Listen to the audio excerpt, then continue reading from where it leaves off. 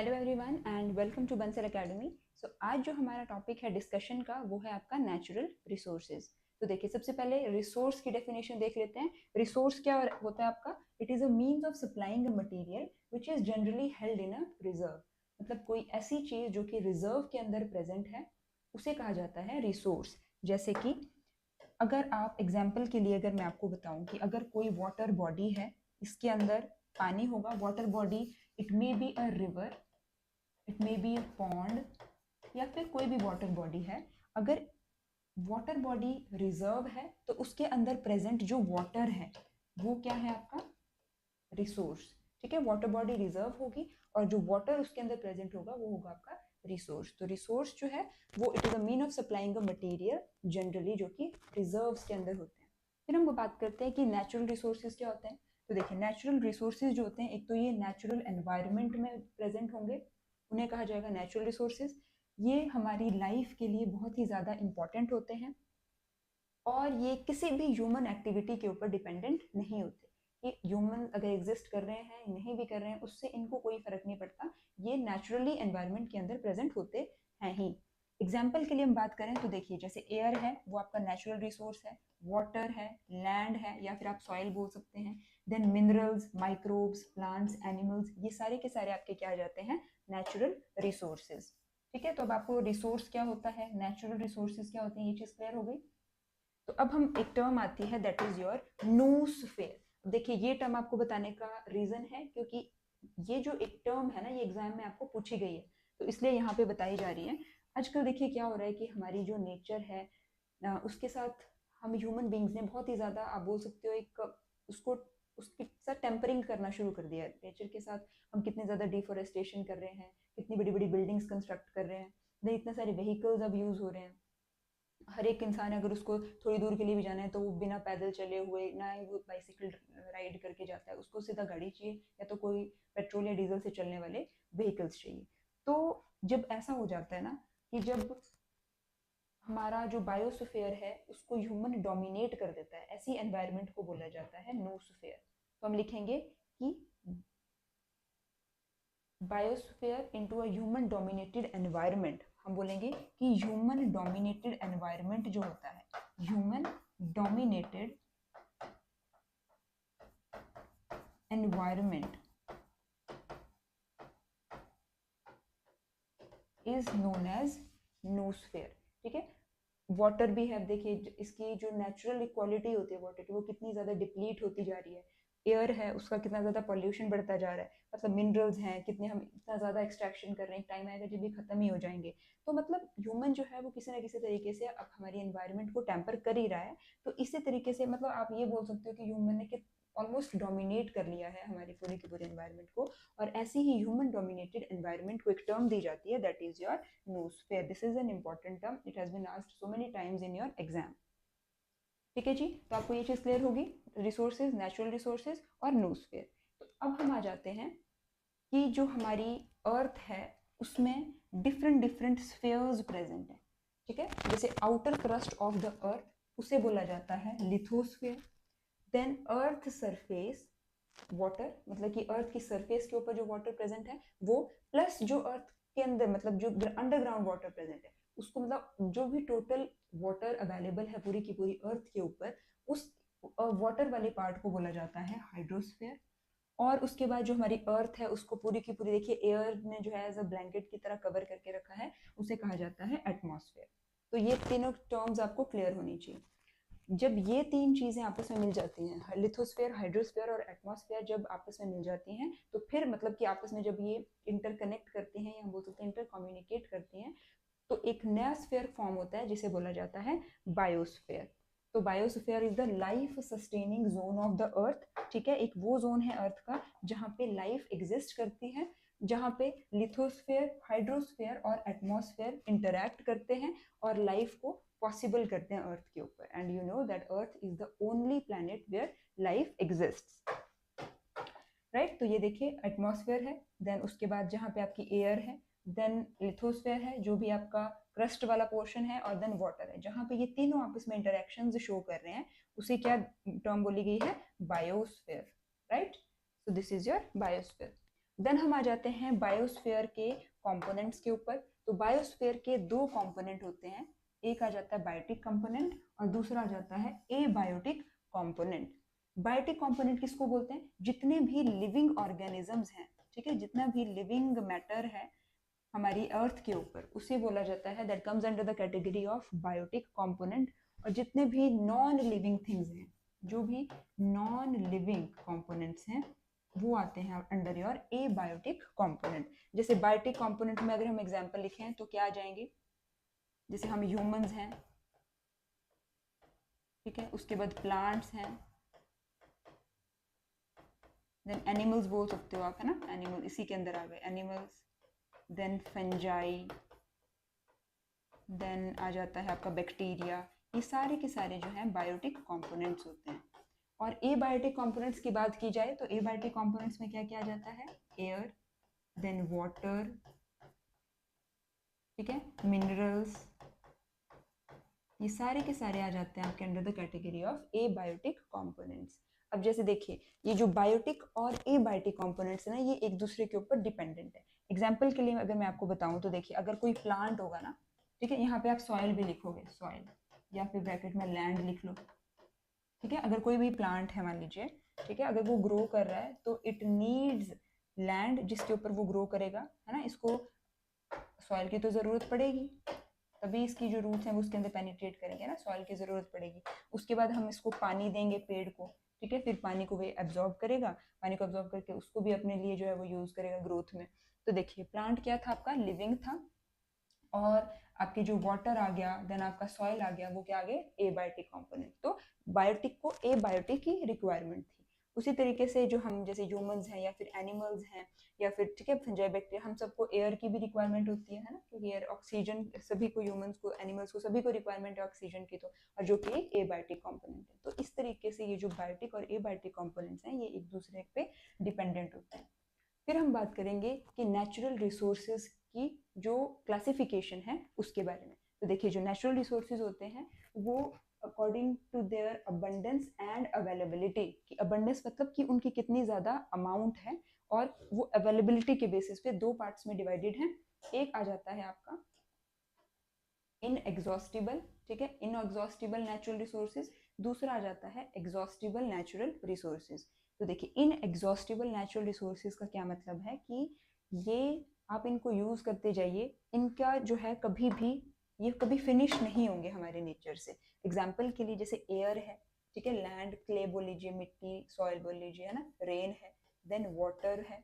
तो ये आपके इनएग्जॉस्टिबल रिसोर्सेज में आ जाते हैं। अब वाटर, आप मेरे से पूछ सकते हो कि अच्छा, अगर वाटर इनएग्जॉस्टिबल है तो फिर हम उसको ये क्यों बोलते रहते हैं कि वाटर को कंजर्व करो, खत्म हो जाएगा, पानी को कंजर्व करो। ऐसा इसलिए होता है क्योंकि जितना भी ज़्यादा, मतलब जितना भी वाटर अर्थ के ऊपर प्रेजेंट है, वो सारा का सारा हमारा पीने के लिए नहीं यूजफुल हो सकता, ठीक है ना। मैक्सिमम जो वाटर होता है, जैसे अर्थ तो 75% ऑफ वाटर से ही बनी है, बट ये 75 का 75 हमारा फ्रेश वाटर नहीं है, उसकी अमाउंट बहुत ही कम है, ठीक है। तो इसलिए बोला जाता है कि इनको भी हमें सेव करना चाहिए, ठीक है। ये एग्जॉस्ट नहीं हो सकते हैं, ये बात हमें समझ में आती है, बट इनकी क्वालिटी तो डिटीरियोरेट हो सकती है ना। जैसे एयर भी है, अगर हम इसको, इसके लिए मतलब कॉन्शियस नहीं होंगे, अपना हर चीज़ का एक्सेसिव यूज़ करते रहेंगे, फैक्ट्रीज, देन व्हीकल्स, ठीक है, तो एक टाइम आएगा जब, टाइम क्या आएगा, अभी ही एट प्रेजेंट ही अर्थ, जो हमारी अर्थ की एयर है वो इतनी ज़्यादा पॉल्यूट हो गई है। जैसे जैसे टाइम आगे बढ़ता जा रहा है, अर्थ में जितनी भी एयर प्रेजेंट है वो धीरे धीरे पॉल्यूट होती जा रही है। और आप विश्वास नहीं करोगे इस बात का कि हमारे पूरे के पूरे वर्ल्ड में जो लिस्ट आती है सिटीज़ की, कि सब मोस्ट पॉल्यूटेड सिटीज़, उसमें कितनी सारी तो सिटीज़ हैं जो कि इंडिया से ही हो जाती हैं। आपकी दिल्ली हो गई, देन आपका गुड़गांव हो गया, कानपुर, ये कुछ ऐसी सिटीज़ हैं जो बहुत ही ज़्यादा पॉल्यूटेड हो चुकी हैं, ठीक है। तो ये एग्जॉस्ट नहीं हो सकते, ये खत्म नहीं हो सकते कभी भी, बट इनकी क्वालिटी जो है वो खराब हो सकती है। दूसरे आ जाते हैं एग्जॉस्टिबल रिसोर्सेज, यानी कि they are likely to be exhausted by human use, ठीक है। ह्यूमन बीइंग इनको जितना ज्यादा यूज करता जाएगा तो ये एक टाइम आएगा जब एग्जॉस्ट हो जाएंगे, खत्म हो जाएंगे। अब ये फर्दर दो पार्ट्स के अंदर डिवाइडेड है। एक आ जाता है आपका रीन्यूएबल रिसोर्स, राइट, और दूसरा आ जाता है आपका नॉन रीन्यूएबल रिसोर्स। अब देखिए, रीन्यूएबल रिसोर्सेज क्या होते हैं? इनको प्योरीफाई किया जा सकता है, इनको बार बार यूज किया जा सकता है, दे can B use again and again, ठीक है। एंड मतलब कि रिन्यू किया जा सकता है बेसिकली, तो आपको यही बोलने का मतलब है कि जैसे अगर, बट हाँ इनका भी ये चीज़ है कि अगर इनको एक्सेसिव ही आप यूज़ कर लेते हो तो फिर अनवाइज यूज़ करते हो इनका, तो फिर ये भी एक टाइम के बाद एग्जॉस्ट हो सकते हैं। तो इसलिए इसको एग्जॉस्टिबल की कैटेगरी में रखा है, क्योंकि अगर इनका बिल्कुल ही ओवर यूज आप कर दोगे तो फिर वो एग्जॉस्ट हो सकते हैं। इसलिए जो वाटर है ना वो इनएग्जॉस्टिबल में भी आ जाता है और रिन्यूएबल में भी आ जाता है, दोनों चीज़ों में, ठीक है। उसी तरीके से जैसे फॉरेस्ट भी हैं, तो फॉरेस्ट भी आप अगर वैसे तो ठीक है अवेलेबल है अच्छी क्वांटिटी में, बट आप इनको इतना ज़्यादा ख़त्म करते जा रहे हो, वुड कटिंग करते जा रहे हो, इनको हटा करके अपने घर वहाँ पर बनाते जा रहे हो, ठीक है, इंडस्ट्रियल इंडस्ट्रीज बनाते जा रहे हो, तो फॉरेस्ट खत्म हो रहे हैं। बट अगर आप नए पेड़ लगाओ, जैसे अगर आपने एक काटा तो दो लगा लो, तो वो फिर उससे क्या होगा कि वो खत्म होने से बच जाएंगे। इसीलिए इसको रिन्यूएबल की कैटेगरी में रखा है कि मतलब ठीक है अगर हम इसको चाहें तो बचा सकते हैं। उसके बाद आ जाते हैं non renewable resource. Non renewable resources तो ऐसे होते हैं कि अगर इनको एक बार यूज कर लिया तो फिर they will be lost for ever. Example के लिए आपके फॉसिल फ्यूल्स आ गए। फॉसिल फ्यूल्स में क्या आ जाता है, जैसे कोल आ जाता है, देन पेट्रोल आ जाता है आपका, देन डीजल आ जाता है, ठीक है। ये सारे के सारे ऐसे रिसोर्सेज हैं जो कि एक बार अगर यूज हमने कर लिए तो फिर ये फिनिश, ठीक है, उसके बाद फिर इनका कोई यूज नहीं रहता। तो ये है एक आपकी क्लासिफिकेशन जो कि बेस्ड है on the basis of your abundance of resource and the availability of the resource. फिर हम बात कर लेते हैं नेचुरल रिसोर्सेज की क्लासिफिकेशन की with regard to the abundance and, नहीं यहाँ पे अबंडेंस एंड अवेलेबिलिटी नहीं आएगा, ये तो आपकी लास्ट वाली क्लासिफिकेशन थी on the basis of the distribution, with regard to the distribution, with regard to the distribution, ठीक है, कि ये डिस्ट्रीब्यूटेड किस तरीके से हैं जो नेचुरल रिसोर्सेज। तो देखिए ये थ्री पार्ट्स में डिवाइडेड है, नेशनल रिसोर्सेज, मल्टीनेशनल रिसोर्सेज और इंटरनेशनल रिसोर्सेज। अब देखिए नेशनल रिसोर्सेज क्या होते हैं, ऐसे resources which are confined to the national boundaries, तो हम लिख सकते हैं यहाँ पे they are confined to the national boundaries. Example के लिए हम ले सकते हैं, मतलब ऐसा कोई रिसोर्स ना, जैसे अगर मान लो एग्जाम्पल के लिए मैं बोलूँ तो इतना बड़ा जैसे हमारा पूरा वर्ल्ड का मैप है, उसमें अगर आप सिर्फ इंडिया का मैप देखो तो इंडिया का जो मैप है वो एक लैंड है ना, मतलब कि एक लैंड है जो कि स्पेसिफाइड है कि ये वाला जो पार्ट है वो इंडिया का है। तो इसमें आप लैंड लिखोगे कि जो लैंड होती है वो हर एक कंट्री की अपनी खुद की होती है, ठीक है। ऐसा अब इंडिया में आकर के किसी और कंट्री का ये नहीं बोल सकता अमेरिका से आकर के कि ये तो मेरा है, मतलब ये मेरी लैंड है, ठीक है। तो ये कैसी है, नेशनल बाउंड्रीज के अंदर जो कन्फाइंड है उसको बोला जाता है लैंड। तो लैंड एक एग्जांपल आ गया नेशनल रिसोर्स का। दूसरा हम एग्जांपल लिख सकते हैं मिनरल, ठीक है। अगर कोई मान लीजिए अगर ये इंडिया का इस तरीके से एक, अगर मैं ऐसे करके बनाऊं थोड़ा सा, ये मैप है इस तरीके से, तो ये ऐसे, ठीक है। तो इसके अंदर जो भी मतलब एरिया होगा, इसमें अगर मेरे को यहाँ जैसे मिनरल्स मिलते हैं तो फिर वो मेरी खुद के होंगे, ठीक है। उसको कोई दूसरी कंट्री क्लेम नहीं कर सकती है कि हमारे भी हैं, ठीक है। तो उनको जो है, हाँ, कंट्री का खुद का अपना मर्जी है कि वो दूसरे कंट्रीज के साथ उसको शेयर करना चाह रही है या नहीं, अदरवाइज वो it belongs to itself only, ठीक है। तो ये होते हैं आपके, जैसे मिनरल्स में वही आ जाएगा अगेन कोल पेट्रोलियम वगैरह, ठीक है ना। तो ये आपका आ जाता है नेशनल रिसोर्सेज। उसके बाद अगर हम बात करें तो दूसरे आते हैं international resources, sorry multinational resources. Multinational resources कौन से होते हैं, which are shared by two countries, these are shared between more than one country, more than one country. जैसे एक से ज्यादा कंट्रीज जिनको शेयर कर रही है उन्हें कहा जाता है मल्टीनेशनल रिसोर्स, ठीक है, ठीक है। अब इसमें एग्जांपल आ जाएगा आपका, जैसे रिवर्स हो गए, ठीक है। एग्जांपल्स के लिए हम इसमें लिख सकते हैं रिवर्स हो गए, ठीक है ना। उसके बाद हम लिख सकते हैं माइग्रेटरी एनिमल्स हो गए आपके, माइग्रेटरी एनिमल्स।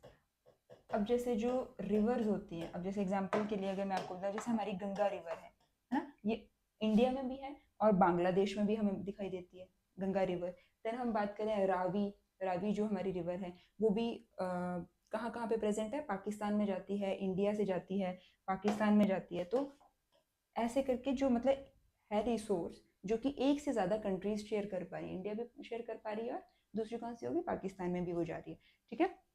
तो ऐसे रिसोर्सेज को बोला जाता है मल्टीनेशनल रिसोर्स। फिर आ जाता है इंटरनेशनल रिसोर्सेज। तो इंटरनेशनल रिसोर्सेज कौन से होते हैं, which are shared by all nations, shared by all nations, ठीक है। इनको मतलब ऑलमोस्ट सारे नेशंस शेयर कर लेते हैं। एग्जाम्पल के लिए अगर मैं बताऊं तो जैसे एयर है, ठीक है, ऑल ओवर द वर्ल्ड जो है शेयर हो रही है एयर। देन आपकी सन लाइट है, ठीक है।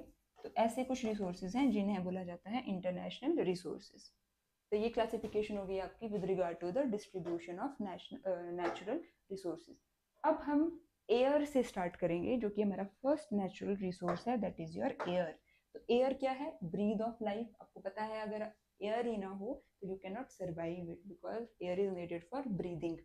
होती कैसी है, इनविजिबल। आपको हवा दिखाई नहीं देगी कभी भी, है ना, इनविजिबल होती है। देन ओडरलेस, मतलब उसकी कोई स्मेल नहीं होती है सच। उसके बाद कोई टेस्ट नहीं होता।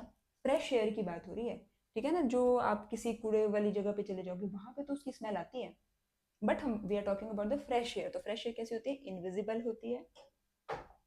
इनविजिबल, अरे यार ये क्या हो रहा है, इनविजिबल होती है, ओडरलेस होती है, टेस्टलेस होती है, ठीक है। और बहुत सारी गैसेस का मिक्सचर है।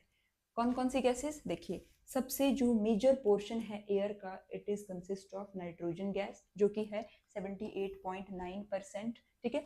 इट कैन वेरी, मतलब हल्का फुल्का वेरी कर सकता है, जैसे पॉइंट्स जो है वो थोड़े बहुत आगे पीछे हो सकते हैं, हर एक जगह पे अलग अलग होता है, बट आपने इतना ध्यान रखना है कि 78% जो है वो आपकी क्या है, नाइट्रोजन। देन ऑक्सीजन जो है इट इज अराउंड 21%।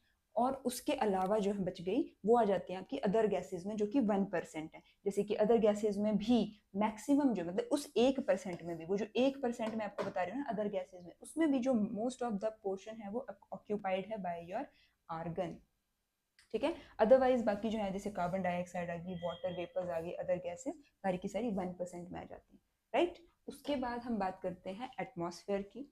तो देखिए अर्थ को ब्लैंकेट की तरह कवर करके रखा है एयर ने, उसी को एटमॉस्फेयर बोला जाता है। या बोल सकते हैं कि it is a thick and transparent, ठीक है, envelope of air around the earth and it is known as atmosphere. देखिए जैसे अगर ये अर्थ है तो ये देखिए किस तरीके से इसको ब्लैंकेट की तरह, एक एनवलप की तरह जो है वो कवर करके रखा हुआ है एयर ने, तो इसको फिर एटमॉस्फेयर बोला जाता है। फिर हम आ जाते हैं कि ये जो एटमॉस्फेयर है, ठीक है, इसकी टोटल 4 लेयर्स होती हैं, राइट। अब जैसे अगर मैंने आपको यही बताया था, जैसे देखिए ये अर्थ है, इसको अगर आप कंप्लीटली ऐसे ड्रॉ कर दो तो इस तरीके से अर्थ है ये, और इसके अराउंड जो है वो बहुत 4 डिफरेंट लेयर्स हैं। देखिए ये एक लेयर है, राइट, देन ये आपकी सेकेंड लेयर है, देन आपकी जो है ये वाली थर्ड लेयर है, और ये कॉन्सेंट्रिक है। देखिए आप, कॉन्सेंट्रिक का मतलब होता है कि एक सर्कल के बाहर दूसरा सर्कल के बाहर तीसरा सर्कल, ठीक है। तो कॉन्सेंट्रिक रिंग में जो है ये प्रेजेंट होती हैं लेयर्स, और सेंटर में क्या है आपकी अर्थ। तो सबसे जो इनर मोस्ट लेयर है उसको बोला जाता है ट्रोपोस्फेयर, ठीक है, दिस इज द ट्रोपोस्फेयर, ठीक है। ये पूरा का पूरा जो आपको अगर मैं दिखाऊं, ये देखो ये ट्रोपोस्फेयर है, इस तरीके से देखो ये, तो ये पूरा ऐसे करके कवर करके रखेगा, ये आपका आ जाएगा फर्स्ट ट्रोपोस्फेयर। जहां पर ट्रोपोस्फेयर खत्म हो जाएगा उस लाइन को हम बोलेंगे ट्रोपोपॉज। ये मैंने यहाँ लिखा है word, this is the tropopause, यानी कि ये जो लाइन है जहां पे ट्रोपोस्फेयर खत्म हो रहा है, it is known as tropopause. Pause का क्या मतलब होता है, किसी भी चीज का पॉज लग जाना, स्टॉप हो जाना। तो जहां पे ट्रोपोस्फेयर खत्म हो रहा है that is known as tropopause. फिर हम बात करते हैं उसके बाहर, ट्रोपोस्फेयर के बाहर जो लेयर होती है that is known as stratosphere. ये देखिए दिस इज द स्ट्रेटोस्फेयर, जो कि रेड कलर से आपको दिखाई दे रही है, this is the stratosphere. Stratosphere जहां पे फिनिश होगा उसको बोला जाएगा स्ट्रेटोपॉज। ये देखिए स्ट्रेटोपॉज, यहाँ भी लिख देती हूँ आपके लिए, this is the stratopause, right. उसके बाहर आ जाएगा मीजोस्फेयर। स्ट्रेटोस्फेयर के बाहर कौन सा आएगा, मीजोस्फेयर की कवरिंग आएगी, this is the mesosphere. Mesosphere जहां पे अगेन एंड होगा उसको क्या बोलेंगे, हाँ जी क्या बोलेंगे, अब आपको पता चल जाना चाहिए, मीजोपॉज। ये देखिए ये लिखा है यहाँ पे मीजोपॉज, तो this is the mesopause, right. और जो सबसे आउटर मोस्ट है that is known as your thermosphere. ये देखिए, दिस इज द थर्मोस्फेयर यहाँ पे। और जहाँ पे, ठीक है, थर्मोस्फेयर सबसे आउटर मोस्ट आ जाएगा बिल्कुल। अब इसके अंदर आपको एक इम्पॉर्टेंट चीज़ बतानी है कि जो, वैसे हम ओजोन को आगे भी देखेंगे, बट ओजोन एक आपने सुना होगा वैसे, है ना, आपको पता ही होगा ओजोन क्या होती है। ओजोन लेयर इनमें से कौन सी लेयर में प्रेजेंट होती है? तो आपको बिल्कुल, ये बिल्कुल आपको क्लियर होना चाहिए कि ओजोन कौन सी लेयर में पाई जाती है। अर्थ की 4 लेयर्स में से कौन सी लेयर में ओजोन पाई जाती है, क्योंकि ये क्वेश्चन भी बहुत बार पूछ लिया जाता है। तो दिस इज योर स्ट्रेटोस्फेयर। ये देखिए कौन से कलर से ड्रॉ करूँ मैं इसे, ताकि आपको अच्छे से ये दिखाई दे जाए। ये वाला कलर ठीक है, ये ठीक है मेरे ख्याल से। तो देखिए यहाँ पे स्ट्रेटोस्फेयर है ये, ठीक है, ये स्ट्रेटोस्फेयर है।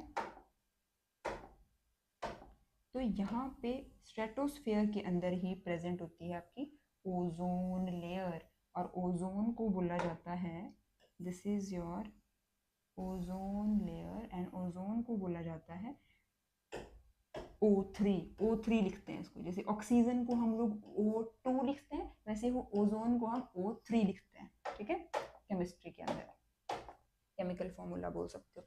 तो ओजोन कहाँ मिलती है हम लोगों को? In your stratosphere, right. तो ये हो गई आपकी एटमॉस्फेयर की 4 लेयर्स, जो कि आप अच्छे से याद रखोगे। अच्छा, अगर आप उनका डिस्टेंस भी याद करना चाहो कि अर्थ अर्थ की सरफेस से कहाँ तक जो है वो ट्रोपोस्फेयर आती है, तो देखिए अर्थ से लेकर के आप 10 किलोमीटर बाहर चले जाइए, आपको ट्रोपोस्फेयर मिल जाएगी। उसके बाद ट्रोपोस्फेयर से आप 20 किलोमीटर ऊपर चले जाइए, आपको वहां पर, सॉरी 50, अप टू 50 चले जाइए, वहां उतने पोर्शन में आपको स्ट्रेटोस्फेयर मिलेगी। देन उससे, मतलब स्ट्रेटोस्फेयर से आप चले जाइए आगे अगला 80 तक, तो वहां पे आपको मेसोस्फेयर देखने मिल जाएगा, और उसके ऊपर जो है फिर वो थर्मोस्फेयर, और इसके बाहर आइनोस्फेयर होता है, ठीक है। तो ये 4 लेयर्स हैं। इसमें आपको मेन चीज, एक तो आपको एक सीक्वेंस ध्यान रहना चाहिए कि ट्रोपोस्फेयर, स्ट्रेटोस्फेयर, देन आपका मेसोस्फेयर, एंड देन लास्ट में थर्मोस्फेयर। इनमें से जो सबसे इनर मोस्ट कौन सी है, आउटर मोस्ट कौन सी है, और ओजोन जो है वो इन सब में से कौन सी लेयर में मिल जाता है हमें। उसके बाद हम आ जाते हैं इंपॉर्टेंस ऑफ एयर और एटमॉस्फेयर। तो एयर का हमारी लाइफ में क्या इतना ज़्यादा इंपॉर्टेंस है, हम इसको की नेचुरल रिसोर्स कंसीडर करते हैं। तो देखिए, एक तो ये एयर, मतलब एयर जो है वो ऑक्सीजन सप्लाई करती है, which is use for respiration, right, which is use for respiration. अगर ऑक्सीजन नहीं होगी तो हम रेस्पायर नहीं कर पाएंगे। देन CO2 होती है एयर के अंदर, which is use for photosynthesis, ठीक है, फोटोसिंथेसिस के लिए हमें जो है वो कार्बन डाइऑक्साइड रिक्वायर्ड है। देन नाइट्रोजन इसके अंदर होती है, और नाइट्रोजन किसके काम आती है? हमारी सॉइल की एनरिचमेंट के लिए, सॉइल एनरिचमेंट,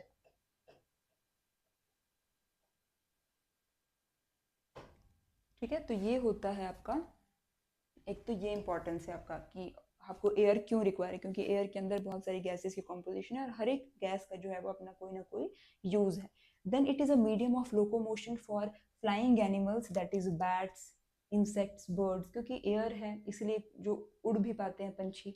हम लोग भी, हम अपना एयरक्राफ्ट आज हवा में उड़ा रहे हैं, क्यों उड़ा पा रहे हैं? क्योंकि हवा है, इसीलिए उड़ा पा रहे हैं।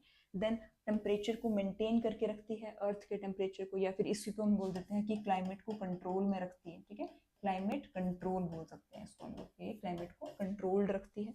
Then it help in the dispersal of spores, then cyst, pollens, seeds and fruits, इन सबको डिस्पर्स, एक जगह से दूसरे जगह तक जो है वो ट्रांसफर करने का भी काम आती है, क्योंकि ये बिल्कुल हल्की चीजें होती हैं, जैसे स्पोर्स हो गए, सिस्ट, पोलन, ये बिल्कुल हल्की हल्की चीजें होती हैं, जिस वजह से वो एयर से ही इधर से उधर ट्रांसफर हो जाती हैं, ठीक है। It is an essential for burning and making fire. देखिए, अगर एयर अवेलेबल ना हो तो बर्निंग ही नहीं हो पाएगी, है ना, कंबशन का प्रोसेस नहीं हो पाएगा, बिकॉज आपको पता है कि किसी भी चीज को जलने के लिए वहां पे एयर का होना बहुत ज्यादा इंपॉर्टेंट है। एयर में भी स्पेसिफिकली O2 होना इंपॉर्टेंट है। आप करते थे ना एक एक्सपेरिमेंट भी, अगर आपने छोटी क्लासेस में किया होगा, कि अगर आप एक कैंडल को ब्लो करते हो, ठीक है, अगर एक कैंडल जली हुई है इस तरीके से यहाँ पे, और अगर आप इसके ऊपर अगर एक आप बॉक्स से अगर इसको कवर कर दो, आपने जलाई है कैंडल, बट आप इसको ऐसे कवर कर दो एक बॉक्स के साथ कि एयर के साथ इसका कॉन्टैक्ट टूट जाए, तो थोड़ी देर बाद क्या होता है?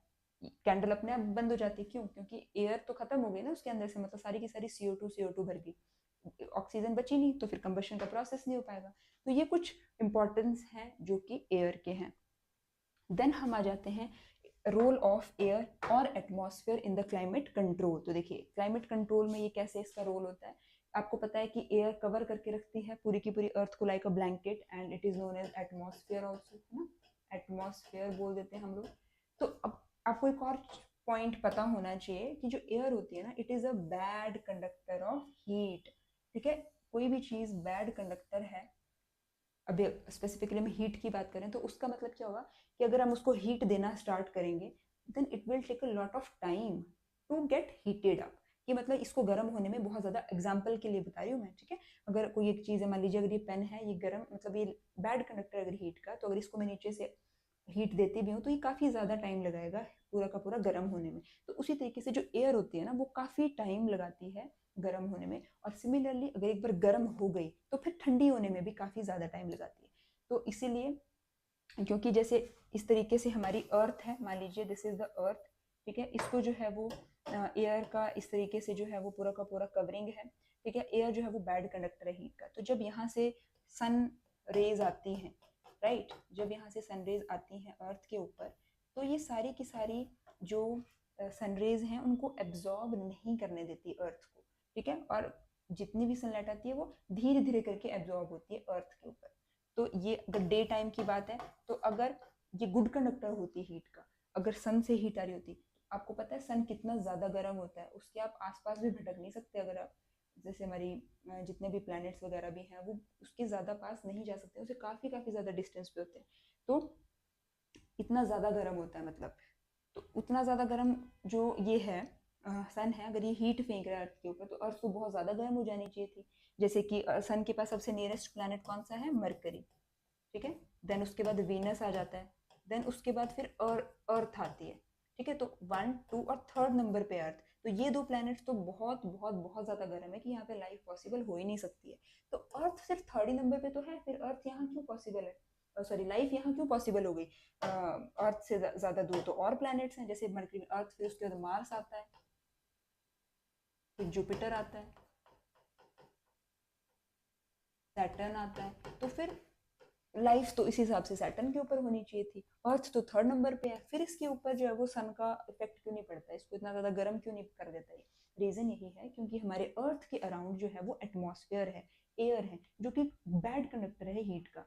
सनलाइट आएगी वो उसको आने तो देगा अर्थ के अंदर, पर इतनी ज़्यादा उसको मतलब कि होल्ड करके रख नहीं पाता, हीट को होल्ड नहीं कर सकता है। इसको ऐसे बोल सकते हैं कि वो सारी की सारी सन रेज को ट्रैप नहीं कर सकता, कर पाता फास्ट तरीके से, क्योंकि वो बैड कंडक्टर है हीट का, ठीक है। और सिमिलरली तो इसलिए दिन में जो है वो मेंटेन रहता है टेम्परेचर, फिर रात हो जाती है, तो रात में तो अर्थ है नहीं, सन है नहीं, सॉरी मतलब अर्थ के सामने सन तो चमक रहा नहीं है उसके ऊपर। तो उस टाइम पे फिर अर्थ तो बिल्कुल ठंडी हो जानी चाहिए थी, क्योंकि सारी की सारी हीट जो है वो एस्केप हो जानी चाहिए थी अर्थ के ऊपर से। बट ये भी नहीं हो पाता, क्यों, क्योंकि अगेन एटमॉस्फेयर है, एयर है, और वो क्या कर रही है, अर्थ ने जितनी भी अपने अंदर हीट स्टोर करके रखी है दिन में सन से लेकर के, उसको वो क्विकली क्विकली एस्केप नहीं होने देती है हीट को। तो इसलिए मतलब वो धीरे धीरे करके कंडक्ट होती रहती है हीट उसमें से। तो इसलिए दिन में टेम्परेचर बहुत ज़्यादा नहीं बढ़ जाता है, और रात को टेम्परेचर बहुत ज़्यादा लो नहीं हो जाता है। रीज़न क्या है, एयर और एटमॉस्फेयर, ठीक है। ये क्लियर हो गया आपको कॉन्सेप्ट। तो हम यहाँ पे स्टडी कर लेते हैं कि atmosphere keep the average temperature of the earth fairly constant during the day and also during the course of whole year, right. On the contrary, अगर हम बात करें जैसे मून की, मान लीजिए, तो वहाँ पे टेम्परेचर अगर कम हो जाता है तो it can go up to -190 degree Celsius. और आपको पता है 0 डिग्री पे तो बर्फ ही जम जाती है, उससे पीछे देख लो 190 डिग्री सेल्सियस पे पहुंच रहा है because of the absence of atmosphere. और अगर जब उसके सामने सन है तो देख लीजिए कितना ज़्यादा टेम्परेचर पहुंच जा रहा है, 110 डिग्री सेल्सियस।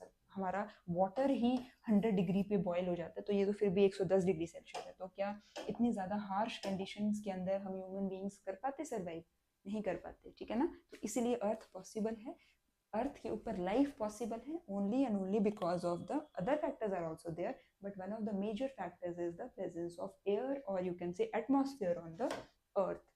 फिर नेक्स्ट आ जाता है movement of air in the coastal areas. अब कोस्टल एरियाज में मूवमेंट कैसी होती है एयर की? कोस्टल एरियाज का मतलब जैसे लैंड है उसके आगे सी प्रेजेंट है, मतलब कि जहाँ पे लैंड और वाटर बॉडी जो है वो आसपास है।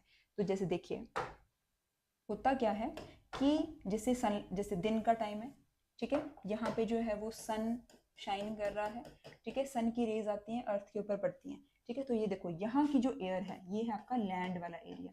लैंड की जो एयर है वो हीटअप हो जाती है, हीटअप हो जाती है और हल्की हो जाती है। जब कोई चीज गर्म हो जाती है तो वो लाइट हो जाती है, लाइट है इसलिए वो ऊपर की तरफ को राइज कर जाती है, जिसकी वजह से लैंड के एरिया में लो प्रेशर क्रिएट हो जाता है। ऑन द कॉन्ट्रेरी जो सी है या कोई भी वाटर बॉडी है उसके ऊपर जो एयर होगी वो गर्म होगी, बट अगर हम कंपेयर करेंगे लैंड की एयर से तो वो कंपैरेटिवली कोल्ड होती है डे टाइम में, ठीक है। और यहाँ पे प्रेशर भी क्या है इसका, हाई है, तो इसलिए हाई प्रेशर से लो प्रेशर वाले एरिया की तरफ जो है वो विंड चलना शुरू हो जाती है। विंड मतलब देखो जैसे हम बात कर रहे थे एयर की, ठीक है, जब एयर मूवमेंट शो करना शुरू कर देती है तो उसे बोला जाता है मूविंग मूवमेंट, या आप बोल सकते हो moving air is known as wind, right. Moving air को हम क्या बोल देते हैं, विंड बोल देते हैं। तो फिर ये सी से लैंड की तरफ को चलने लगती है, इसलिए दिन में जो हवा चलती है कोस्टल एरियाज में उसे बोला जाता है sea breeze, right. Sea breeze, breeze कब बोलते हैं हम, ब्रीज का भी मतलब विंड ही है, बट जब हवा बिल्कुल सौंधी सौंधी हल्की हल्की हवा चलती है उसे बोला जाता है विंड। बट जो बिल्कुल हार्श विंड्स चलती है फिर उसको उसको क्या टर्म देते हैं हम लोग, हाँ जी बताइए। जो बिल्कुल हार्श विंड्स चलती हैं उसको तो क्या बोलते हैं, तूफान आ गया है ना। तो अभी हम ब्रीज ब्रीज की बात कर रहे हैं। फिर बात आ जाती है नाइट की, ये दिन की कहानी खत्म हो गई, अब हम आएंगे रात की स्टोरी पे। रात को क्या होता है, अब यहाँ पे तो सन चमकना बंद हो गया है, अभी इस टाइम पे तो चंदा मामा है ना यहाँ पे। तो होता क्या है, जो लैंड है ना वो जल्दी गर्म हो जाती है तो इसकी एयर भी जल्दी गर्म होकर के ऊपर उठ गई। उसी तरीके से जो लैंड है वो ठंडी भी जल्दी हो जाती है। तो इस टाइम पे ठंडी जल्दी होगी मतलब यहाँ पे क्या होगा, अब यहाँ पे होगी कोल्ड एयर, और जो वाटर है वो धीरे धीरे ठंडा होगा। तो रात के टाइम पे लैंड तो पहले ही ठंडी हो गई होगी तो यहाँ पे इसलिए कोल्ड एयर होगी, और क्योंकि जो वाटर वाला सी वाला पोर्शन है वो धीरे धीरे अभी ठंडा हो रहा होगा तो कंपैरेटिवली यहाँ की जो एयर होगी वो क्या होगी, हॉट एयर होगी। तो जिसकी वजह से फिर सी की जो मतलब जो सी के ऊपर उस टाइम पे ब्रीज थी वो ऊपर उठ जाएगी, because it is light and lighter चीज जो है वो ऊपर की तरफ मूव कर जाती है। अब यहाँ पे प्रेशर कम होगा, यहाँ पे लो प्रेशर सिचुएशन होगी, यहाँ पर हाई प्रेशर की सिचुएशन होगी। तो फिर अगेन यहाँ पे क्या होगा, जो विंड की डायरेक्शन है वो लैंड से सी की तरफ को चलेगी, तो इसलिए इसे बोला जाएगा लैंड ब्रीज। इसे क्या बोला जाएगा, लैंड ब्रीज। तो नाइट टाइम पे जो चलती है वो कौन सी चलती है, आपकी लैंड ब्रीज। तो ये मैंने आपको पूरा का पूरा कॉन्सेप्ट बता दिया इसलिए ताकि अगर आप कभी भूल भी जाओ एग्जाम में अगर क्वेश्चन आ जाए कि दिन में, वैसे तो आपको सिंपली इतना याद रखना है कि दिन के टाइम पे चलती है आपकी सी ब्रीज और रात के टाइम पे चलती है आपकी लैंड ब्रीज। बट कई बार ऐसा होता है ना दिमाग से स्किप हो जाती हैं चीजें, तो आपको कॉन्सेप्ट अगर ध्यान होगा कि क्या रीजन है सी ब्रीज चलने का, क्या रीजन है लैंड ब्रीज चलने का, तो आपको वो चीज़ फिर क्रैम नहीं करनी पड़ेगी, आपको वो कॉन्सेप्ट के साथ ही क्लियर होगी। भूल भी जाओ कि क्या था दिन में तो आप फटाफट से बना करके देख लेना कि ठीक है दिन में ये होता है ये होता है ये होता है ऐसे करके। उसके बाद हम आ जाते हैं movement of air in coastal areas complete हो गया है आपका। अब हम चलते हैं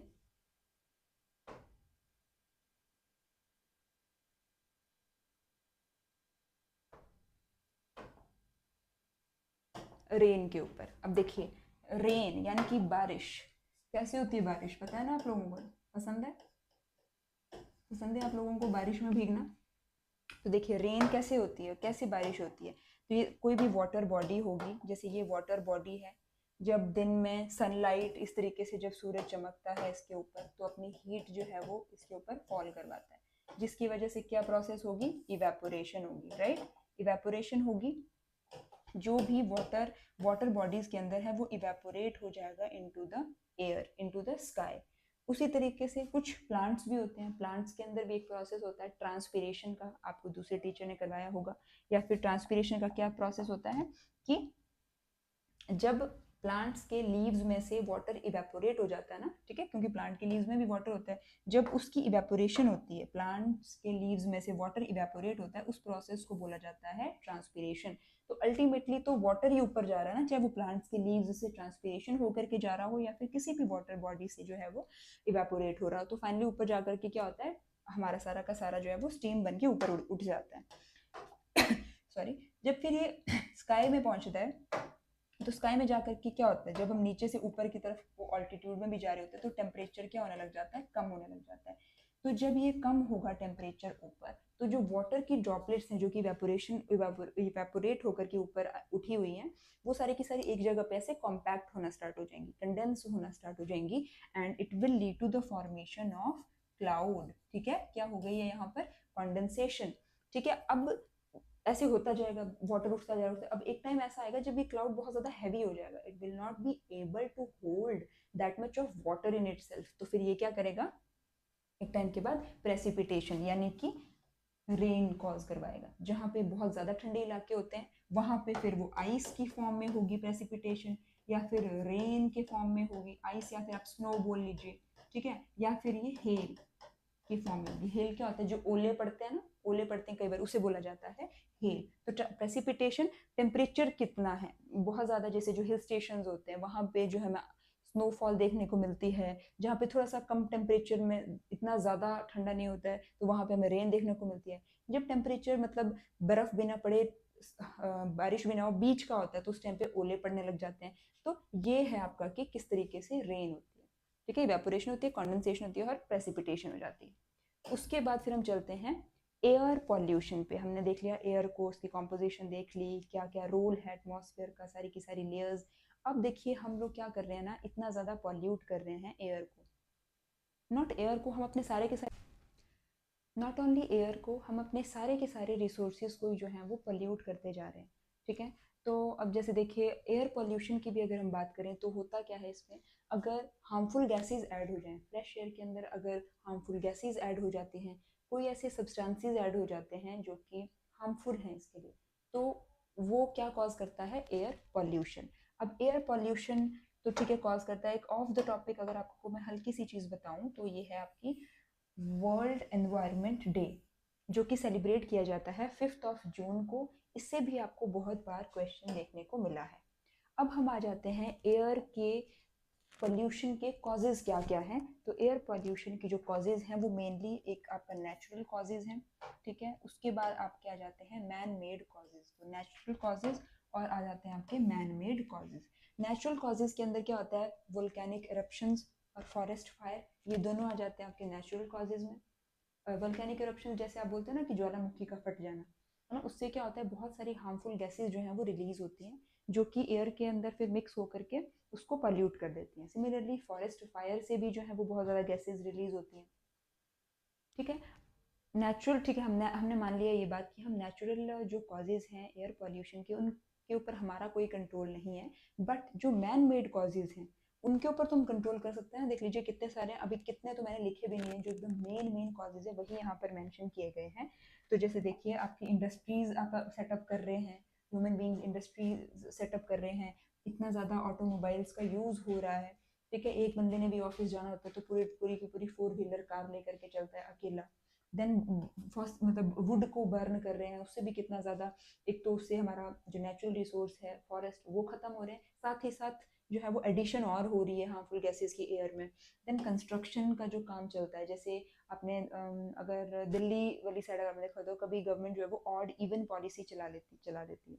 कभी जो है वो अगर AQI होता है एक, जिसको बोला जाता है एयर क्वालिटी इंडेक्स, ठीक है, AQI होता है एयर क्वालिटी इंडेक्स। ये चेक करते हैं हम लोग एयर की मतलब कि क्लीनलीनेस कितनी है या फिर एयर पॉल्यूटेड कितनी ज़्यादा है, वो चेक किया जाता है एयर क्वालिटी इंडेक्स। अगर इसकी वैल्यू ज़्यादा आ जाए मतलब एयर क्वालिटी जो है वो बहुत ज़्यादा ख़राब हो गई।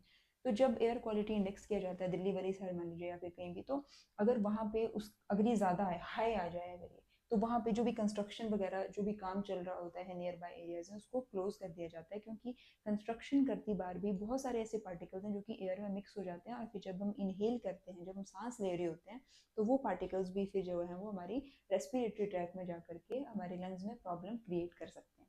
ठीक है, तो ये है आपके मैन मेड कॉजेज। यहाँ पे अगर आप देखो तो देखिए बर्निंग ऑफ फॉसिल फ्यूल्स हो रही है, जैसे कोल, पेट्रोलियम, नेचुरल गैस, इससे सल्फर, नाइट्रोजन ऑक्साइड्स जैसी हार्मफुल गैसेस रिलीज हो रही हैं, राइट। एग्जॉस्ट, इंडस्ट्रीज से जो भी धुआं निकल रहा है, हार्मफुल गैसेस हैं उसके अंदर, और साथ ही साथ मतलब स्मोक और है वो भी एयर के अंदर ही जा रहा है। ऑटोमोबाइल से जितनी भी मतलब अगेन उससे जो भी एग्जॉस्ट निकल रहा है वो भी हार्मफुल है। तो नेचुरल जो कॉजेज हैं एयर पॉल्यूशन के और जो कॉजेज मैन मेड हैं, इन सभी से ना कुछ ऐसी चीज़ें हैं जो कि कॉमन है, जो कि रिलीज होती हैं। जैसे नाइट्रोजन के ऑक्साइड्स हैं, रिलीज होते हैं, then oxides of sulphur release होते हैं, ओजोन गैस रिलीज होती है, देन पार्टिकुलेट मैटर रिलीज होता है जो कि एयर के पॉल्यूटेंट्स हैं। These are the pollutants. अब पॉल्यूटेंट क्या होता है? पॉल्यूटेंट का मतलब होता है कोई भी ऐसा सब्सटेंस जो कि हार्मफुल है किसी भी पर्टिकुलर रिसोर्स के लिए, तो उसे बोला जाएगा पॉल्यूटेंट। अगर वो जो भी सब्सटेंस है अगर वो एयर को पॉल्यूट किया कर रहा है तो उसे एयर पॉल्यूटेंट बोलते हैं, अगर वो वाटर को पॉल्यूट कर रहा है तो उसको हम वाटर पॉल्यूटेंट बोलते हैं। ठीक है, तो अगर अच्छा ठीक है, अब यहाँ पे एक और चीज़ है कि जैसे मैंने आपको यहाँ बता दिया कि ओजोन, ओजोन वैसे जनरली जब हम पढ़ते हैं तो हम बोलते हैं कि ओजोन तो यूजफुल होती है ह्यूमंस के लिए, हमारी अर्थ के लिए, एनिमल्स के लिए, क्योंकि ओजोन जो है वो सन से आने वाली यूवी रेज को धरती पे नहीं आने देती, उनको रिफ्लेक्ट बैक कर देती है। बट वो ओजोन पता कौन सी ओजोन होती है? जो मैंने आपको 4 लेयर्स ऑफ अर्थ में समझाया था, जो कि प्रेजेंट होती है आपकी स्ट्रेटोस्फेयर के अंदर। ये देखिए, ये दिखाया है आपको, स्ट्रेटोस्फेयर में जो ओजोन प्रेजेंट है ना, that is your useful ozone.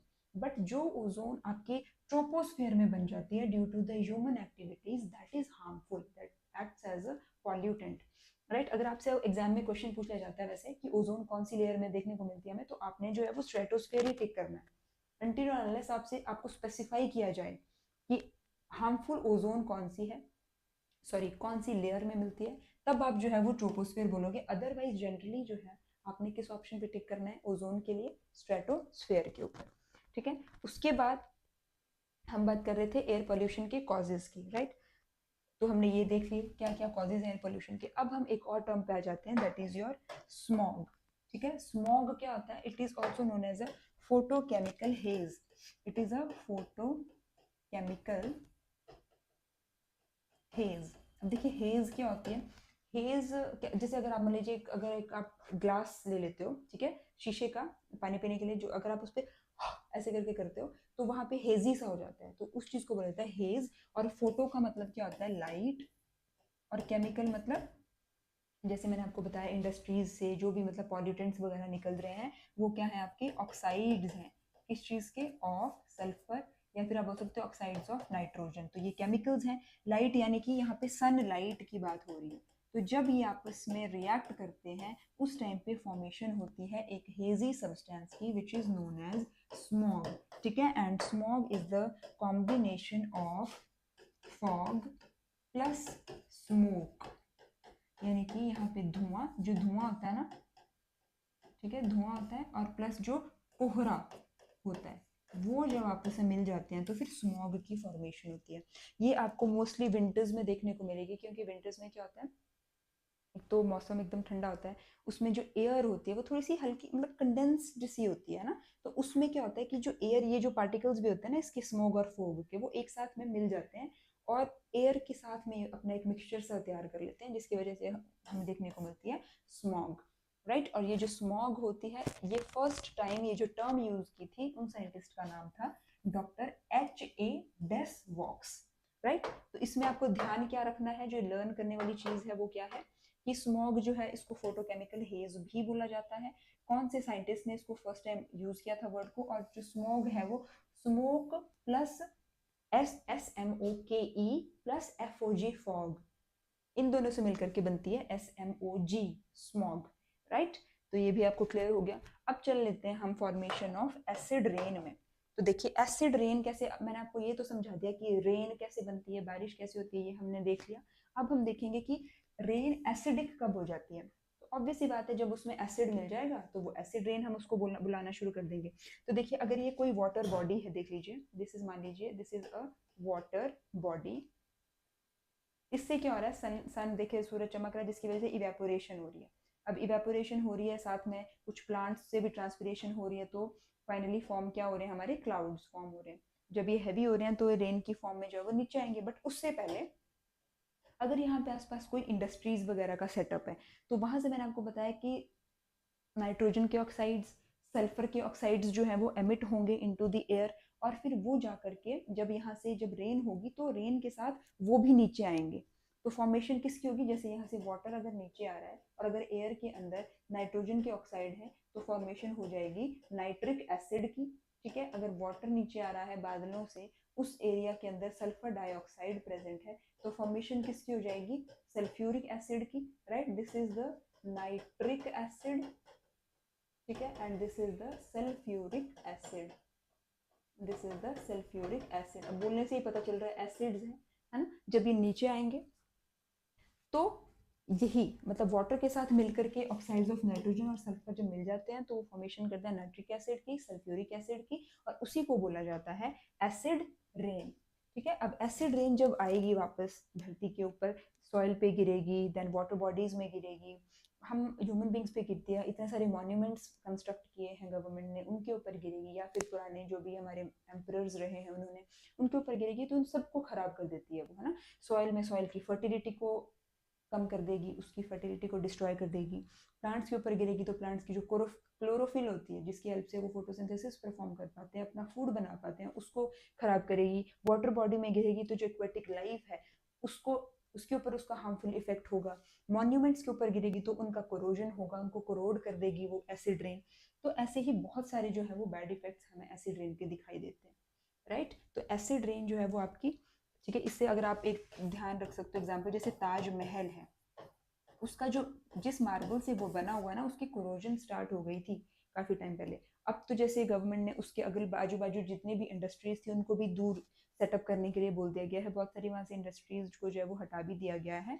और उसका रीजन यही है कि उन इंडस्ट्रीज से जो है वो बहुत सारी इसी तरीके की हार्मफुल हार्मफुल ऑक्साइड्स निकल रहे थे, फिर वहाँ पे एसिड रेन हो रही थी, और फिर वो जो मॉन्यूमेंट्स हैं, वो जो ताजमहल था वो कोरोड हो रहा था। तो इस वजह से जो है वो गवर्नमेंट की इंस्ट्रक्शंस के अकॉर्डिंग जो है वो इंडस्ट्रीज वहाँ से काफ़ी दूर सेटअप करने का स्कीम चली भी है और हो भी रही है। राइट, उसके बाद हम बात करते हैं लाइकन्स की। अब देखिए लाइकन्स क्या होते हैं ना, लाइकन्स और एयर पॉल्यूशन मतलब आपस में रिलेटेड कैसे हैं। तो सबसे पहले आपको ये पता होना चाहिए कि लाइकन्स होते क्या हैं। ठीक है, इससे भी क्वेश्चन आता है। लाइकन्स जो है वो एल्गी होती है और फंजाई होती है। जब ये आपस में मिलकर के एक अपनी एक एसोसिएशन में रहते हैं तो फॉर्मेशन होती है लाइकन्स नाम के ऑर्गेनिज्म की। एक तो यहाँ से क्वेश्चन बनता है, ठीक है, what are lichens, they are the association of algae and fungi. ठीक है, वो है आपके लाइकन्स। और they can be commonly found growing on the bark of trees. जैसे ट्रीज की बार्क होती है ना, जो जैसे अगर ये इसकी ट्रंक है उसके बाहर जो भी बार्क होती है तो आपको यहाँ पर लाइकन्स जो है वो देखने को मिल जाएंगे इस तरीके से। ठीक है, उसके बाद as a thin greenish white crust. ठीक है, मतलब बार्क के ऊपर आपको ग्रीन कलर के या फिर वाइटिश कलर के जो लाइकन्स हैं वो देखने को मिल जाते हैं। मतलब कुछ नहीं, एल्गी और फंजाई जब साथ में रह रहे होंगे उसको हम लाइकन का नाम दे देंगे। ठीक है, याद रखने वाली एक और बात क्या है इसके अंदर, कि ये जो लाइकन्स होते हैं ना, they are very sensitive to the levels of pollution. कि अगर किसी एरिया में लाइकन्स ग्रो कर रहे हैं ना, उसका मतलब क्या है कि वहाँ की एयर, वहाँ का एनवायरनमेंट एकदम क्लीन है। वो क्लीन एनवायरनमेंट में क्लीन एयर जहाँ पे प्रेजेंट होती है वहाँ पे लाइकन्स जो है वो ग्रो करते हैं। ठीक है, इसलिए इसको बोला गया कि they are sensitive to the levels of pollution. अगर पॉल्यूशन ज्यादा होगा तो lichens will not grow. Right, and जहाँ पे पॉल्यूशन कम होगा या नेग्लिजिबल होगा वहाँ पे लाइकन्स ग्रो कर सकते हैं। आपसे ऐसे भी क्वेश्चन पूछा जा सकता है, आपको ऊपर दे दिया जाएगा क्वेश्चन की which of the following places will the lichens prefer to grow.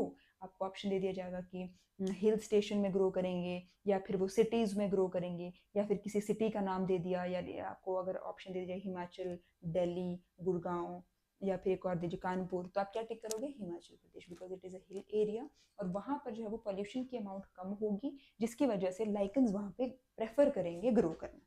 Right, तो लाइकन्स क्या होते हैं, किन दो ऑर्गेनिजम्स के एसोसिएशन से बनते हैं। पॉल्यूशन ज्यादा होता है वहाँ लाइकन्स नहीं होते हैं, पॉल्यूशन कम होता है वहाँ पे लाइकन्स होते हैं। उसके बाद आ जाते हैं what are the consequences of air pollution की। अब देखिए मतलब एयर पॉल्यूशन कर तो हमने दिया, अब उसके कॉन्सिक्वेंसेज क्या है, उसके प्रभाव क्या पड़ रहे हैं हमारे ऊपर। कॉन्सिक्वेंसेज माने प्रभाव। ठीक है, तो एक तो देखिए उससे रेस्पिरेटरी प्रॉब्लम्स होती हैं। ठीक है। रेस्पिरेटरी प्रॉब्लम्स देखने को मिलती हैं, हमारी पूरा जो भी सांस लेने का जो पूरा ऑर्गन सिस्टम है उस पर हमें दिक्कत होती है। रीनल यानी कि किडनी से रिलेटेड प्रॉब्लम देखने मिल जाती है। ब्लड प्रेशर, आई इरिटेशन, प्लांट्स में देखें तो उनके पत्ते झड़ना शुरू हो जाते हैं, उनमें उनकी जो ग्रोथ है वो रिड्यूस हो जाती है। ठीक है। डीजनरेशन की जो क्लोरोफिल है पत्तों के ऊपर वो उसका डीजनरेशन होना स्टार्ट हो जाता है। क्लाइमेट में चेंज देखने को मिलता है। और green house effect, global warming, ozone depletion जैसे जो कॉन्सिक्वेंसेज हैं वो हमें फेस करने पड़ सकते हैं due to the air pollution. अब अगर हम बात करें ग्रीन हाउस इफेक्ट की, तो देखिए ग्रीन हाउस इफेक्ट होता क्या है। सबसे पहले ग्रीन हाउस क्यों बनाते हैं हम लोग। देखिए अगर मान लीजिए हमें कोई ऐसा फल फ्रूट खाना है जो कि उस क्लाइमेट का नहीं है। एग्जाम्पल के लिए मान लीजिए आजकल सर्दियों का मौसम है, ठीक है। अगर मेरे को कोई ऐसा फ्रूट खाने का मन कर रहा है जो कि सिर्फ और सिर्फ गर्मियों में ही होता है, यानी कि सीजनल फ्रूट्स होते हैं जो कि अपने अपने सीजन में ही होते हैं, तो मान लीजिए मेरा मन कर रहा है किसी गर्मी वाले फ्रूट को खाने का, तो उसको उगाने के लिए सीजन भी तो होना चाहिए ना। जैसे बोलते हैं ना कि ये वाला सीजन मैंगो का है, ये वाला सीजन एप्पल का है, ये वाला सीजन ग्रेप्स का है, तो वो। और अब तो ऐसा हो गया है कि हर सीजन में हर कोई फ्रूट हमें अवेलेबल हो जाता है। तो वो कैसे, क्योंकि ग्रीन हाउस गैस क्या होता है, अगर बाहर ठंडा मौसम होगा तो अंदर ग्रीन हाउस गैस के अंदर जो भी समर सीजन में ग्रो होने वाले क्रॉप्स हैं फ्रूट्स के, वो वहाँ पे ग्रो करवाए जा सकते हैं। जैसे अब रीजन क्या है, वो कैसे पॉसिबल हो पाता है, जैसे ऐसा कुछ ग्लास का ये दिखाई देता है ग्रीन हाउस, सनलाइट जो है वो ऊपर से आएगी और इसके ऊपर फॉल करेगी, तो ये सनलाइट को अंदर तो आने दे देता है, बट फिर ये जब वापस इस तरीके से अंदर ये फॉल करती है तो इसको ये फिर बाहर नहीं आने देता है। जो इसकी हीट होती है ना उसको ट्रैप कर लेता है ये जो ग्लास होता है ये वाला, ठीक है ना। जैसे आपने देखा होगा कई बार आप गाड़ियों में भी बैठते हैं तो सॉरी, जब आप गाड़ियों में भी बैठते हैं उसको धूप में अगर आप खड़ा करके चले जाओ और वापस आओ तो कितना ऐसे मतलब उमस जैसी हो गई होती है अंदर गाड़ी। तो बिल्कुल वही प्रोसेस ग्लोबल वार्मिंग में भी होता है, सॉरी ग्रीन हाउस इफेक्ट में भी होता है कि उस ग्रीन हाउस के अंदर जो है वो बिल्कुल ऐसा टेम्परेचर हो गया होता है जैसा बिल्कुल गर्मियों में होता है। तो हम फिर सारे के सारे वो प्लांट्स वहाँ पे उगाने के केपेबल हो जाते हैं। तो ठीक है, इसको बोला जाता है ग्रीन हाउस इफेक्ट। अब यही ग्रीन हाउस इफेक्ट अगर पूरी की पूरी अर्थ के ऊपर हमें देखने को मिल जाए तो वो तो मतलब बहुत ज़्यादा दिक्कत वाली सिचुएशन हो जाएगी। कैसे हो जाएगी वो हम यहाँ देखेंगे। सबसे पहले देख लेते हैं, when green house gases in the planet's atmosphere insulate the planet from losing heat to the space raising its surface temperature. सबसे पहले जो मैंने यहाँ पे प्लैनेट लिखा है इसका मतलब है अर्थ, हम अर्थ की बात कर रहे हैं। और आपको ये भी ध्यान रखना है कि ग्रीन हाउस कुछ गैसेज होती हैं जो कि ग्रीन हाउस इफेक्ट कॉज करती हैं, जैसे कि कार्बन डाइऑक्साइड उसमें मेजर है, मीथेन है, क्लोरोफ्लोरोकार्बन है, वाटर वेपर्स हैं, ठीक है, वाटर वेपर है एंड नाइट्रस ऑक्साइड है। तो ये कुछ गैसेज हैं जो कि ग्रीन हाउस इफेक्ट कॉज करती हैं। अर्थ से ये कैसे रिलेटेड है, ये देखिए अर्थ से ये किस तरीके से रिलेटेड है कि अगर दिस इज द अर्थ, तो अर्थ में जब इन गैसेस का अमाउंट इंक्रीज हो जाता है ना, जैसे मान लीजिए कि अर्थ के एटमॉस्फेयर में CO2 जो है वो बहुत ज़्यादा इंक्रीज हो गई, तो वो क्या करती है ना, सनलाइट से जो यहाँ पे हीट आ रही होगी उसको ट्रैप कर लेगी ये अर्थ के अंदर, तो जिसकी वजह से क्या होगा, अर्थ का टेम्परेचर इंक्रीज हो जाएगा। उसी को बोला गया है ग्रीन हाउस इफेक्ट। ठीक है। अब ग्रीन हाउस इफेक्ट जब हो जाता है ना उसकी वजह से क्या होती है, ग्लोबल वार्मिंग। क्योंकि क्या बताया मैंने आपको यहाँ पे कि CO2 है बहुत ज़्यादा है, इसने अर्थ की रेडिएशन आई, ठीक है, अर्थ के ऊपर फॉल हुई सन की, तो सन की रेडिएशंस को इसने हीट की फॉर्म में ट्रैप कर लिया अर्थ में। अब ऐसे अगर बहुत ज़्यादा कार्बन डाइऑक्साइड हो जाएगी हमारी अर्थ के ऊपर तो वो हीट को बहुत ज़्यादा अमाउंट में ट्रैप करना स्टार्ट कर देगी, और उससे जो एक प्रोसेस होता है वो होता है आपका ग्लोबल वार्मिंग का प्रोसेस। ठीक है। The phenomena of a gradual increase in the temperature near the earth surface is known as global warming. ठीक है। और इसके बहुत ज़्यादा बैड इफेक्ट्स आपको देखने मिल जाते हैं, जैसे कि टेम्परेचर जो है वो बढ़ना शुरू हो जाएगा अर्थ का, है ना। अभी आपने देखा होगा हमारी जो गर्मियाँ होती हैं वो कितनी ज़्यादा सीवियर होने शुरू हो गई हैं, है ना। क्लाइमेट चेंज होगा, threat to ecosystem, diseases spread हो जाएंगी, हाई मोर्टेलिटी रेट्स, क्योंकि कुछ ऐसे ऑर्गेनिजम्स होते हैं जो कि अब जैसे हम लोग हैं, हम तो एसीज में बैठ जाते हैं, कूलर्स के सामने बैठ जाते हैं, बट कुछ ऐसे भी तो एनिमल्स हैं जो कि इतनी ज़्यादा गर्मी बर्दाश्त करने के लिए बने नहीं हैं। बट हमारी अर्थ क्योंकि ग्लोबल वार्मिंग की वजह से इतनी ज़्यादा गर्म हो रही है, with time with the years passing by हमारी जो समर्स होती हैं वो बहुत ही ज़्यादा सीवियर होना स्टार्ट हो गई हैं। तो एनिमल्स के, कुछ प्लांट्स के भी जो हैं वो मतलब उनकी डेथ होना स्टार्ट हो गई है, mortality means death rate. Then loss of natural habitat, है ना। नेचुरल हैबिटेट क्या है, जैसे अगर कोई प्लांट है या फिर कोई एनिमल है, उनका नेचुरल हैबिटेट है मान लीजिए 30 टू 35 के बीच में वो सर्वाइव करें, पर आजकल तो आप देखोगे गर्मी में टेम्परेचर 50 55 पहुंच जाता है ना।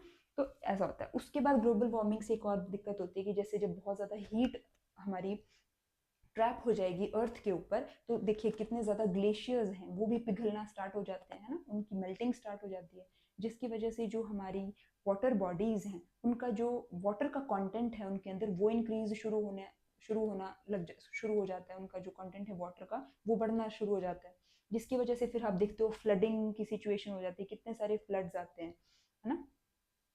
तो उसकी वजह से फिर देखो कितने सारे तो ऐसी जगह हैं जो कि सबमर्ज हो गई हैं, जैसे कोलकाता का कोस्टल एरिया अगर आप देख लोगे तो वो कितना ज़्यादा सबमर्ज मतलब हो रखा है इसी वजह से।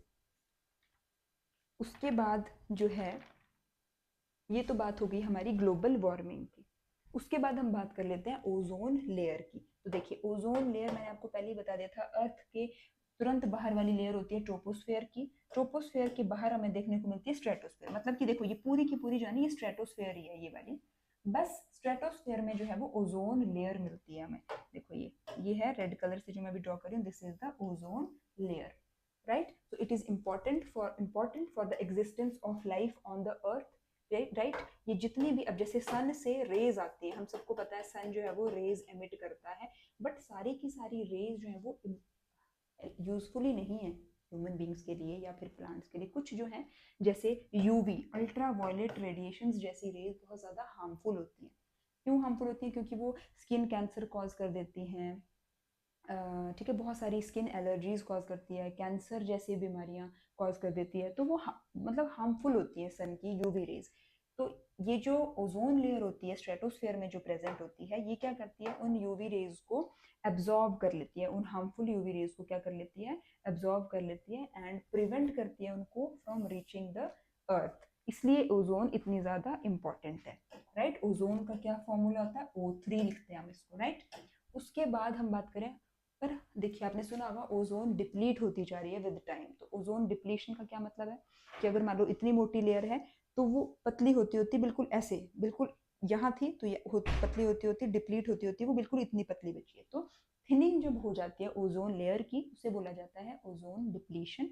और ये होती किस वजह से है, जो एयर के पॉल्यूटेंट्स होते हैं ना, एयर के जो पॉल्यूटेंट्स होते हैं they are the reasons for the depletion of ozone layer, right. अब देखिए ओजोन लेयर की थिनिंग को ओजोन डिप्लीशन बोलते हैं। एक टर्म आती है ओजोन होल।